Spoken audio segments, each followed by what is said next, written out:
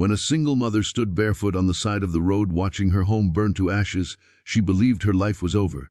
No money, no clothes, no family left to call, and no one around her knew what losing everything felt like. But just when the smoke settled and the world felt colder than ever, a sound echoed in the distance, the rumble of motorcycle engines. What those bikers did next didn't just save her day, it saved her hope. Before we dive into this emotional true-to-life story, make sure you subscribe for more heart-touching narratives that remind us there are still good people in this world.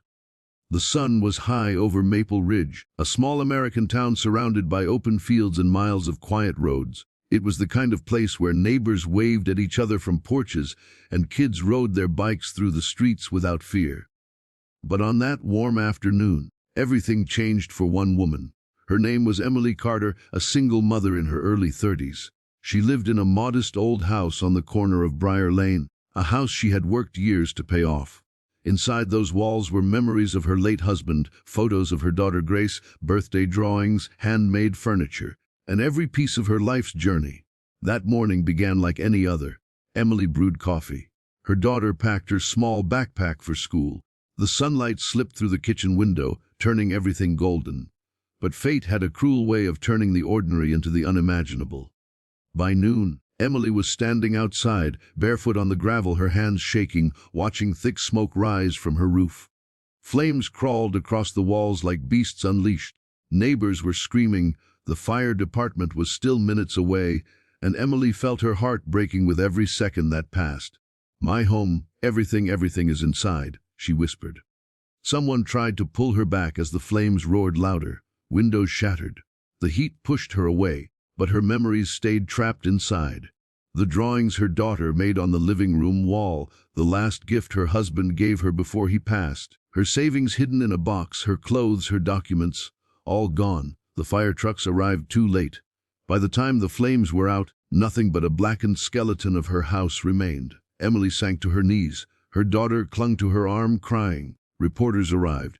Neighbors tried to offer blankets and kind words, but none of it touched the emptiness clawing at her chest. She had lost everything. While people gathered around, trying to figure out what had caused the blaze, Emily just stared at the ruins. She didn't know what tomorrow would look like. She didn't know where she would sleep that night. She didn't know how she would start over. But far from the smoke, down a long dusty road outside town, a group of bikers was finishing their weekly charity ride. They were known as the Road Guardians, a group of veterans, nurses, mechanics, and everyday people who rode not for trouble but for healing. Their leader, Rick Dalton, a tall man with a gentle voice, received a phone call while the group sat outside a diner. "Are you with the Road Guardians?" a panicked neighbor asked. "Yes, I am," Rick answered. "There's a woman in town who just lost her home in a fire. She has nothing left. I don't know who else to call." Rick didn't hesitate. "Send us the location." Within minutes, the air filled with the thunder of engines. Leather jackets glistened in the daylight. Helmets slipped on. Dozens of bikes lined up like an army ready to protect. They rode fast, but not the kind of fast that scares people. The kind that tells you they're racing against pain. When they reached the neighborhood, people turned to look. The growl of motorcycles always made small towns nervous, but the Road Guardians were different. Children smiled at them. Neighbors waved at them. Even firefighters nodded as they saw them approach. Rick stepped off his bike and walked toward Emily. She looked up at him, her face streaked with tears and ash. "Mom," Rick said gently, "we heard what happened. We're here for you." Emily felt overwhelmed. "I don't even know you." "You don't need to," he replied. "We help because someone needs help." One by one, the bikers approached. They didn't offer empty words. They offered action. The first biker, a woman named Sarah, wrapped Emily and her daughter in warm jackets. Another biker ran to his motorcycle and brought bottles of cold water. Someone else grabbed a tarp to give them shade from the sun. Then came Mike, the oldest biker of the group.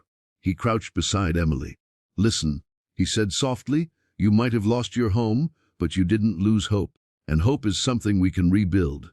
Emily couldn't hold back her tears, but the real shock came moments later. Rick stepped forward and said, "How long can you stay with neighbors?" Emily shook her head. "Just today. After that, I don't know." Rick nodded and signaled to his group. "We're not leaving until you have what you need." The bikers split into teams. Some went to the store to buy clothes for Emily and her daughter. Others went to the grocery store for food. Another team headed to the hardware store to get temporary tools and materials. Someone called a local hotel and paid for 6 nights up front. 2 bikers started calling local churches and community centers. Within an hour, the small street turned into a command center. Neighbors watched in amazement as the bikers worked in perfect harmony. A news crew captured everything, and the headline later that evening would stun the country. Biker group rebuilds woman's life after fire. A community comes together. But the story wasn't over. As the bikers sifted through the rubble to salvage anything they could, one of them, a quiet man named Logan, found something half-burnt but intact under a pile of ash, a small wooden box. He brought it to Emily. "Is this yours?" Emily gasped. It was her husband's gift. The last thing he gave her before he died. And inside it was a small necklace with her daughter's initials. She held it against her heart and cried harder than she had cried all day. Logan placed a hand on her shoulder. "We can't bring back everything you lost, but we can make sure you never face this alone." Rick then made a life-changing announcement. "We're rebuilding your home." The crowd fell silent. Emily shook her head. "You can't, that's impossible. It's too expensive. Too much work." Rick smiled. "We've rebuilt homes for veterans, for disaster victims, for widows, for families after storms.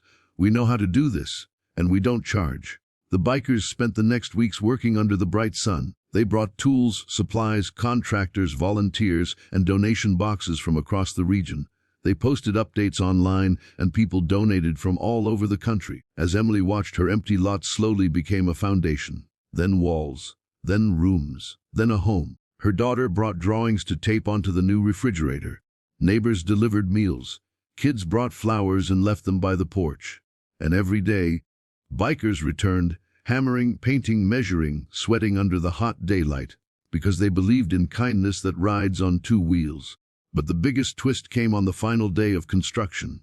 Sarah called Emily to the porch and handed her a folder. Inside was a document, a paid-off deed. Her home was fully hers again. Emily collapsed into tears. "Why would you do all this for me?" Rick answered with the words that would go viral across the country. "Because no one deserves to rebuild their life alone." The news story spread nationwide. Bikers who the world misunderstood were now being called heroes, lifesavers, and angels on motorcycles. On the day she moved back into her new home, Emily stood on the porch with her daughter. The sun was warm, the wind was gentle, and the sound of motorcycle engines approached once more. But this time, they weren't rescuing her. They were celebrating her. Emily waved at them with a smile that held 1,000 emotions.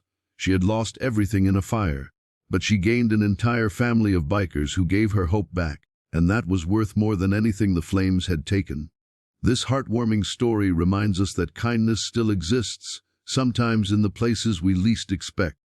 Now tell me in the comments, from which part of the country are you watching this video?